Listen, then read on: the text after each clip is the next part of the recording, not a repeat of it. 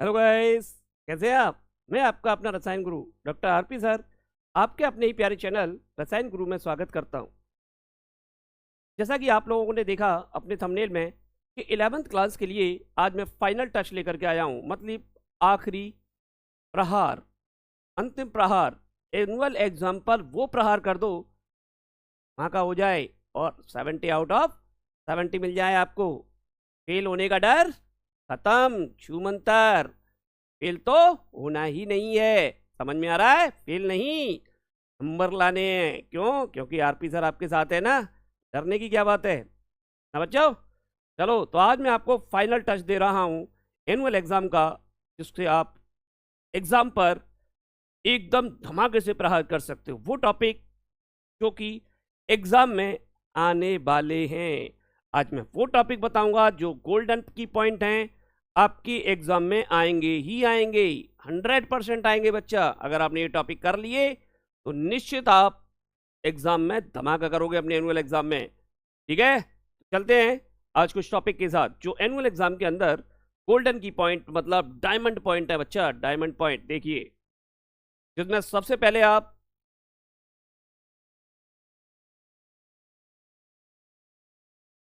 Redox reaction balancing. बच्चा, पहला question यहां से 100% आने वाला है 2 मार्क्स के अंदर, मिनिमम 2 मार्क्स का, जिसके दो मेथड होते हैं। एक होगा बच्चा ion electron method, okay, ion electron method, और दूसरा होगा बच्चा oxidation number method, oxidation number method. और दोनों ही मेथड से बच्चा हम लोग एसिडिक और बेसिक मीडियम में रिएक्शन को बैलेंस कर सकते हैं। किस में कर सकते हैं? एसिडिक और बेसिक बोथ मीडियम में रिएक्शन को बैलेंस कर सकते हैं। बोलो, बात समझ में आ रही है? इसको कर लेना। अच्छा, थोड़ा सा हम लोग यहां ध्यान से देखें तो बच्चा एसिडिक और बेसिक मीडियम में, अगर हम एसिडिक मीडियम में जाएं तो हाइड्रोजन को बैलेंस करने के लिए आप H+ लगा देना और ऑक्सीजन को बैलेंस करने के लिए आप वाटर ऐड कर देना, बस इतना करना है। और बेसिक मीडियम में जाएं तो ऑक्सीजन को बैलेंस करने के लिए OH- लगा देना और हाइड्रोजन को बैलेंस करने के लिए बच्चा H2O और उतने ही hydroxyl ion in opposite direction add कर देना। सेम प्रोसेस ऑक्सीडेशन नंबर में मेथड में होता है। ये हमारा किसके आएगा? Ion electron method. ठीक है बच्चा। और ऑक्सीडेशन नंबर मेथड में जब आप जाओगे तो इसमें पहले आप कोई भी रिएक्शन अगर दे रखी है उसका ऑक्सीडेशन नंबर फाइंड कर लेना और ऑक्सीडेशन नंबर फाइंड करने के बाद फिर इस प्रोसेस को लगा देना इंक्रीज और डिक्रीज करने के बाद। ठीक है बच्चा, तो ये क्वेश्चंस आप जरूर करिए, 2 मार्क्स के अंदर 100% आएगा, निश्चित आएगा बच्चा। चलिए, दूसरा क्वेश्चन कहां से आने वाला है वो भी देखते हैं। दूसरा क्वेश्चन आएगा बच्चा 100% आने वाला है मोल कॉन्सेप्ट से। मोल कॉन्सेप्ट कर लीजिए, मोल कॉन्सेप्ट कर लीजिए। का फॉर्मूला बता रहा हूं आपको, पार्टिकल, ठीक है, equal to W/M into NA। इस फॉर्मूले का यूज करिए। इस फॉर्मूले से आप आसानी से मोल कंसेप्ट के क्वेश्चंस निकाल लोगे। एक क्वेश्चन जरूर आएगा, निश्चित है ये। 2 का आ जाए, 3 का आ जाए, 4 का आ जाए। ठीक है, पार्टिकल दे रखे होंगे, ये हमारा मास है, ये मोलर मास और नंबर ऑफ एटम। अगर एटम निकलवाए तो particle into molar mass divide by mass कर देना, आ जाएगा आंसर। कोई भी क्वेश्चन हुआ 100% आएगा। ये क्वेश्चन देखिए जरा, एक एग्जांपल समझते हैं। मान के चलिए हमने कहा what is the mass of, ध्यान से सुने, what is the mass of 1 particle of hydrogen atom. Mass of 1 atom, okay, of hydrogen element. ठीक है, हाइड्रोजन के एक एटम का मास पूछ रहा है बच्चा। तो हमें क्या दे रखा है? इसने मास पूछा जा रहा है। ठीक है, पार्टिकल कितना दे रखा है? 1। तो देखो पार्टिकल तो हमने 1 ले लिया, ये रहा। मास पूछा जा रहा है, मोलर मास हाइड्रोजन का होता है 1 इंटू Na। जब हम डिवाइड मारेंगे तो W इक्वल टू क्या आ जाएगा, mass equal to 1 upon Na की वैल्यू लगा देना तो ये हो जाएगा 1 upon 6.02 into 10 to the power 23। Calculate कर लेना बच्चा, आपका क्वेश्चन सॉल्व हो जाएगा, निश्चित है, ये जरूर आने वाला है। ये फॉर्मूला लगा देना, आपका काम हो जाएगा, आप धमाका करोगे एग्जाम में, धमाका। अगला पार्ट है बच्चा, अगला पार्ट हम लोग देखते हैं कहाँ से क्वेश्चंस आने की संभावना है, बहुत ज़्यादा है बच्चा, बहुत ज़्यादा। वो पार्ट है हमारा क्वांटम नंबर्स। क्वांटम नंबर्स 100% यहां से क्वेश्चन जरूर आएगा, निश्चित आने वाला है बच्चा। क्वांटम नंबर्स, क्वांटम नंबर्स क्या होते हैं, किसी भी एटम के अंदर मान के चलो कोई एटम है जिसका ये न्यूक्लियस और ये इसकी हो गई सेल, ठीक है बच्चा, ये न्यूक्लियस और ये सेल, मान के चलो कोई इलेक्ट्रॉन यहाँ मौजूद है, तो हमें क्या क्वांटम नंबर क्या बताते हैं कि ये इलेक्ट्रॉन किस सेल में है, किस सब सेल में है, ठीक है, किस ऑर्बिटल में है और उसकी क्या डायरेक्शन है। ये चारों पॉइंट हमें बताता है क्वांटम नंबर। मतलब सीधी सीधी बात करें तो क्वांटम नंबर रिप्रेजेंट करेगा किसी भी इलेक्ट्रॉन की एक्यूरेट पोजीशन, किसी भी एटम में accurate position of electron identify करा देगा। ये क्वांटम नंबर 4 हैं बच्चा। अगर सेल है तो प्रिंसिपल क्वांटम नंबर n, सब सेल को इंडिकेट करेगा azimuthal quantum number l, orbital को इंडिकेट करेगा मैग्नेटिक क्वांटम नंबर n और डायरेक्शन को इंडिकेट करेगा स्पिन क्वांटम नंबर s। तो बच्चा कर लेना, इसको कर लीजिएगा, 100% क्वेश्चन आने वाला है, निश्चित आएगा।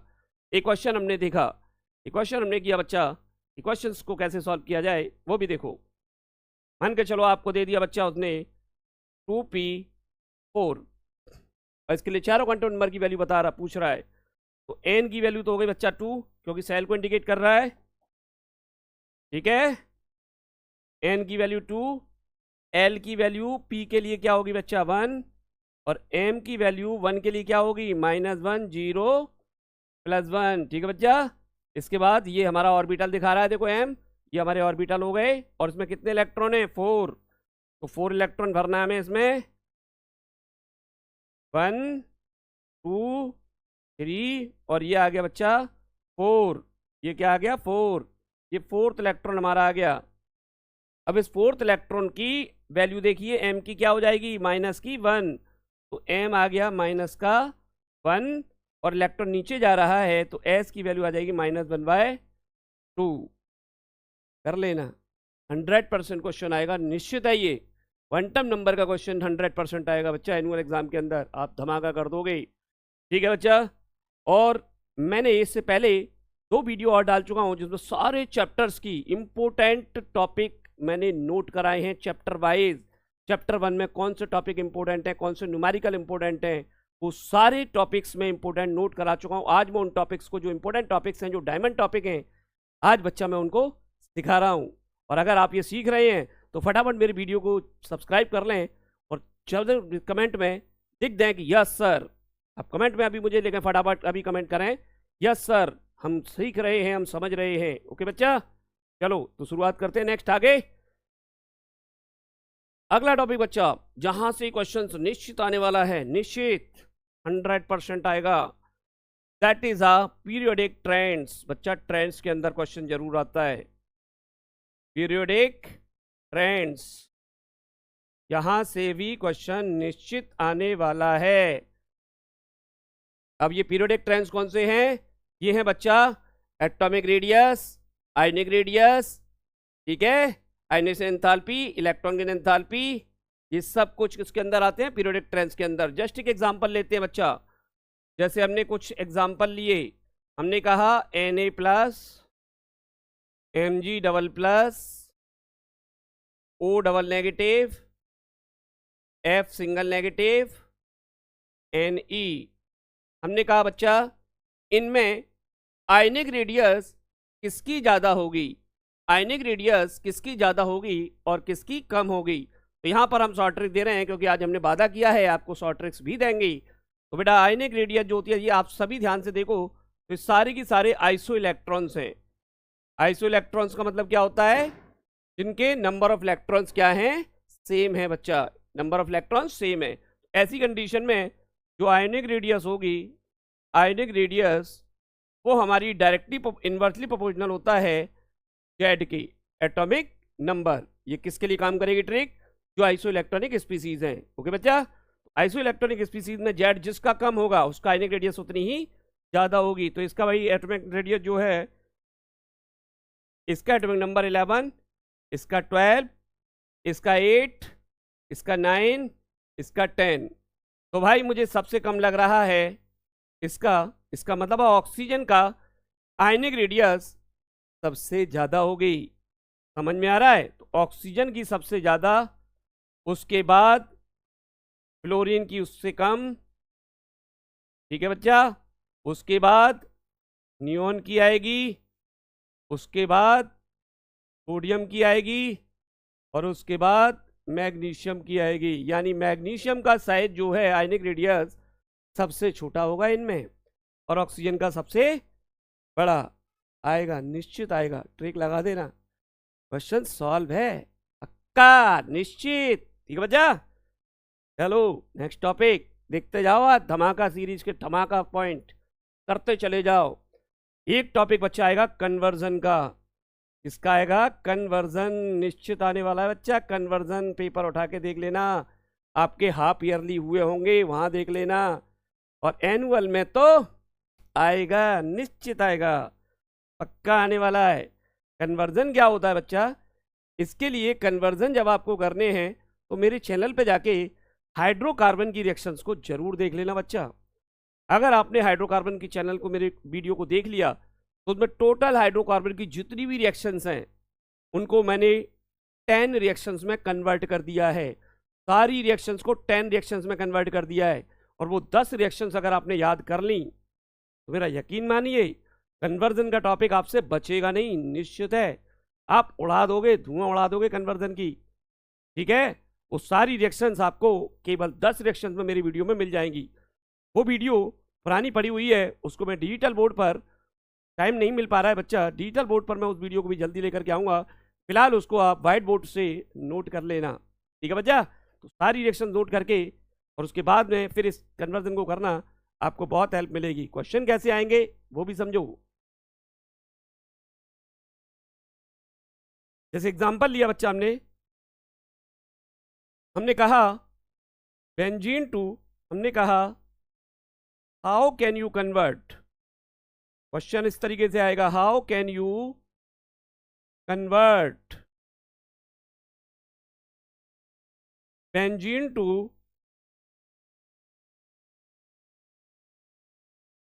पैरानाइट्रो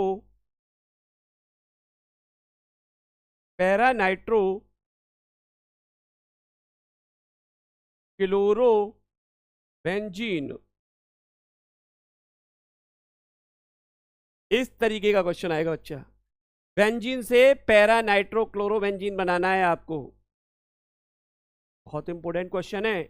ऐसे ही क्वेश्चंस आपको जरूर मिलेंगे एनुअल एग्जाम में। बस वो आप कैसे कर पाओगे, आपको हाइड्रोकार्बन चैप्टर की सारी रिएक्शंस याद होनी चाहिए। और मैंने आपके जब साथ हूं तो आपको याद करने की जरूरत नहीं है। मेरी वीडियो को जाकर के देख लेना बच्चा, वहां केवल 10 रिएक्शन है, उनको याद कर लेना और फिर देखना। देखो कैसे ही, जैसे आपने बेंजीन दिया है बच्चा, बेंजीन, ठीक है, कन्वर्ट करने का तरीका समझ लें। बेंजीन आ गया, अब इस बेंजीन में आपको क्या करना है बच्चा, क्लोरो जोड़ना है, क्योंकि आपको बनाना है क्लोरो बेंजीन। तो बेंजीन की रिएक्शंस में जब हम जाएंगे तो इलेक्ट्रोफिलिक सब्स्टिट्यूशन रिएक्शन है और उसमें है हेलोजेनेशन। मतलब इसकी रिएक्शन आप Cl2 से FeCl3 की प्रेजेंस में करा दो, ठीक है बच्चा, डार्क में। FeCl3 की प्रेजेंस में डार्क में जैसे ही कराएंगे, ClH को हटाएगा और बन जाएगा भाई क्लोरोबेंजीन प्लस HCl। बोलो बात समझ में आ रही है? आपकी रिएक्शन मौजूद है बेंजीन के अंदर। बेंजीन की केमिकल प्रॉपर्टी इलेक्ट्रोफिलिक सब्स्टिट्यूशन, ठीक है। दूसरा क्या करना है, इस क्लोरोबेंजीन को लेना है और क्लोरोबेंजीन को अगेन लेने के बाद आपको उसके साथ, ये आपका क्लोरोबेंजीन बन चुका है, बन चुका है ना। इसकी रिएक्शन आपको किसके साथ करनी है, कंसंट्रेट नाइट्रिक एसिड के साथ, नाइट्रेशन कंसंट्रेट नाइट्रिक एसिड के साथ करोगे सल्फ्यूरिक एसिड की प्रेजेंस में, तो NO2 पैरा पोजीशन पर जुड़ जाएगा। यहाँ पर ये आपका Cl है और यहाँ जुड़ जाएगा बच्चा NO2 प्लस बाय प्रोडक्ट बन जाएगा H2O। ये आपका बन गया पैरा नाइट्रो क्लोरोबेंजीन, पैरा पे नाइट्रो आ गया, क्लोरोबेंजीन। निश्चित है ये क्वेश्चन आएगा ही आएगा, पक्का आने वाला है, कोई रोक नहीं सकता कन्वर्जन को। बस बशर्ते आप थोड़ी सी 10 रिएक्शंस को याद कर जाइए, लिख करके सारी रिएक्शंस को नोट आउट कर लेना अपनी कॉपी में, उसके बाद उनको याद करना। एनुअल एग्जाम में मैं दावा करता हूँ, आपको दावा करता हूँ 100% नहीं 101% आपसे ये क्वेश्चन बचेगा नहीं। और जब आप करने लग जाओ तो भाई मुझे कमेंट कर देना यस सर हम करने लग गए। ओके बच्चा, चलिए नेक्स्ट टॉपिक देखते हैं। अगला टॉपिक बच्चा जहां से क्वेश्चन आने की संभावना पूरी है, और वो है हमारा गोल्डन की पॉइंट क्वेश्चन, नॉमेनक्लेचर IUPAC। निश्चित आएगा बच्चा, निश्चित आएगा। IUPAC कोई आपको कंपाउंड दिया जाएगा और उसकी IUPAC नेमिंग कर लेनी है आपको, ठीक है बच्चा। एग्जाम्पल समझा देते हैं। तो मान के चलिए कोई कंपाउंड दे दिया आपको इस तरीके का, CH3CH BrH2OH। तो जब भी बेटा IUPAC नेमिंग करो तो आपको करना क्या है, सबसे पहले लॉन्ग चेन पता कर लेना, उसके बाद नंबर डाल देना। तो देखो लॉन्ग चेन कितने की बन रही है, थोड़ा सा ध्यान से देखें। लॉन्ग चेन बन रही है यहाँ पर 3 की, और नंबर डालेंगे फंक्शन ग्रुप 1 2 3, ठीक है बच्चा। नेमिंग डेरिवेटिव 2 नंबर पे आ रहा है, 2 ब्रोमो, ओके बच्चा। और उसके बाद 3 कार्बन है तो प्रॉप, सिंगल बॉन्ड है तो एन, और OH की लगी लगा ऑल, 2 ब्रोमो प्रोपेनॉल। बोलो बात समझ में आ रही है। और अच्छी लेवल की IUPAC अगर आपको करनी है तो मेरे चैनल पर चले जाना बच्चा, IUPAC नॉमेनक्लेचर डाल देना, वीडियो आ जाएगी सामने, उसको आप देख लेना। मेरा यकीन है, मेरा दावा है आप IUPAC करने लग जाओगे बच्चा। जिनको नहीं आती है ना वो भी करने लग जाएगा, शॉर्ट ट्रिक्स और टिप्स के साथ मैंने समझाया है, ठीक है बच्चा। ये टॉपिक भी जरूर आने वाला है, गोल्डन क्वेश्चन है ये, रोकने वाला नहीं है कोई, ना मैं रोक सकता हूँ ना इंडिया का कोई भी टीचर रोक सकता है। वो तो देगा, निश्चित देगा बच्चा, ऐसे कहीं ना कहीं जरूर देगा। 1 मार्क्स में दे, 2 में दे, 3 में दे, कहीं ना कहीं, या तो 5 में दे दी, मजे आ जाएंगे। 5 में आ जाएगा तो बहुत इंपॉर्टेंट है ये, ध्यान रखना, ठीक है बच्चा। चलिए अगला क्वेश्चन देखते हैं, जहां से क्वेश्चन आने की संभावना है, गोल्डन की पॉइंट क्वेश्चंस। चलिए वहां से देखते हैं। अगला है बच्चा KP and KC relation based numerical relation. भाई KP और KC के रिलेशन का एक न्यूमेरिकल तो निश्चित आने वाला है, निश्चित आएगा पक्का। का फॉर्मूला क्या है, फॉर्मूला देखिए, KP equal to KC RT की पावर डेल्टा N। अब ऐसे न्यूमेरिकल को जब आप करोगे तो आपको एक ही चीज याद रखनी है, इसमें या तो वो KP देगा या KC देगा। अगर एक दिया है तो दूसरा पूछेगा, या ये दिया है तो ये पूछ लेगा। R की वैल्यू फिक्स होती है, गैस कांस्टेंट है 0.0821 लगा देना बच्चा, ठीक है। और टेम्परेचर आपको गिवन होगा, केल्विन में लेना है। और डेल्टा N जो है बच्चा, डेल्टा N ये NP माइनस NR कर देना, मतलब प्रोडक्ट के मोल में से रिएक्टेंट के मोल माइनस कर देना, सब्ट्रैक्ट कर देना, डेल्टा N आ जाएगा। इसमें रिलेशन भी पूछ लेगा आपसे, कोई रिएक्शन दे दी उसमें KP और KC का रिलेशन बताओ भाई, ठीक है। या कोई इक्वेशन दे दी कि ये बताओ कि KP KC के बराबर है या नहीं है। तो एग्जाम्पल समझते हैं, एक एग्जाम्पल से समझते हैं इसको, ठीक है बच्चा। एक एग्जाम्पल से हम समझने की कोशिश करते हैं। मान के चलो हमने कहा H2 gas plus Cl2 gas reversible 2HCl gas, तो बच्चा अब आपसे कहा कि इसमें KP और KC का रिलेशन बताओ, कोई दिक्कत नहीं। सबसे पहले डेल्टा N निकालोगे तो डेल्टा N प्रोडक्ट के मोल कितने हैं, प्रोडक्ट के मोल है भाई 2, माइनस रिएक्टेंट के मोल 1 और 1 2 इक्वल टू 0। जब मैं ये वैल्यू यहाँ पर लगाऊंगा 0 तो ये पूरा की पूरा 1 के बराबर हो जाएगा। तो क्या आ जाएगा बच्चा, KP इक्वल टू KC, ये आ गया, क्योंकि ये पूरा क्या हो जाएगा 0 के बराबर, और 0 इसके बराबर रखूंगा तो किसके बराबर आएगा, 1 के बराबर। तो ये क्वेश्चन सॉल्व हो जाएगा। बोलो बात समझ में आ रही है, अरे आ रही होगी भाई, ठीक है, चलिए ये सारे क्वेश्चंस आपने करने हैं, 100% आने वाले क्वेश्चंस मैंने समझाए हैं आपको। अगला क्वेश्चन बच्चा, कहाँ से क्वेश्चंस आएगा ही आएगा, पक्का आएगा। दैट क्वेश्चन इज हाइब्रिडाइजेशन, निश्चित आने वाला है बच्चा, निश्चित। हाइब्रिडाइजेशन पक्का आने वाला है, कुछ मत करिए, ट्रिक लगा दीजिए, काम हो जाएगा आपका, पक्का बता रहा हूँ।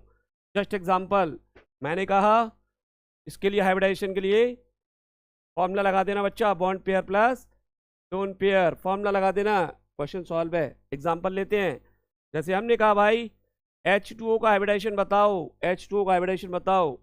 H2O का हाइब्रिडाइजेशन देखेंगे हम लोग, तो यहाँ ध्यान से देखें, ये आपके लोन पेयर हो गए और ये आपके बॉन्ड पेयर हो गए, मतलब 2 + 2 = 4, और हाइब्रिडाइजेशन आ गया sp3, ये H की वैल्यू आ गई 4, और 4 के लिए क्या हो जाएगा sp3, क्योंकि 3 और 1 4, पक्का बता रहा हूँ। हाइब्रिडाइजेशन बचेगा नहीं आपसे, किसी का निकाल लेना, निश्चित पेपर में आने वाला है ये, 100% आएगा ये सारे टॉपिक अगर आपने कर लिए तो मेरा यकीन मानिए क्वेश्चन तो सॉल्व हैं। एक ऐसा क्वेश्चन भी इसमें से ऐसा नहीं है जो आपके एग्जाम में ना आए, 100% आएगा बच्चा, 100%। तो आई होप आज की वीडियो से आपने जितने भी टॉपिक सीखे हैं उनका आपने प्रैक्टिस करनी है, और अगर आपको वो वीडियो अच्छी लगी, आपको वो ट्रिक अच्छी लगे, आपको ये टिप्स अच्छी लगे, तो फटाफट मेरे चैनल पर जाके सब्सक्राइब कर लें, क्योंकि सब्सक्राइब करने में बच्चा आपका कुछ नहीं है, 1 सेकंड का टाइम लगता है, और इसे शेयर ज़्यादा से ज़्यादा बच्चों को करें कि उनका भी भला हो, क्योंकि सभी बच्चों के एनुअल एग्जाम आ रहे हैं 11th क्लास के और 12th क्लास के बच्चों के लिए। ये बेसिक कंसेप्ट है, थोड़ा सा वो भी देखें इसको और बेसिक कंसेप्ट को क्लियर करने की कोशिश करें। ओके बच्चा, तो मिलते हैं नेक्स्ट वीडियो में।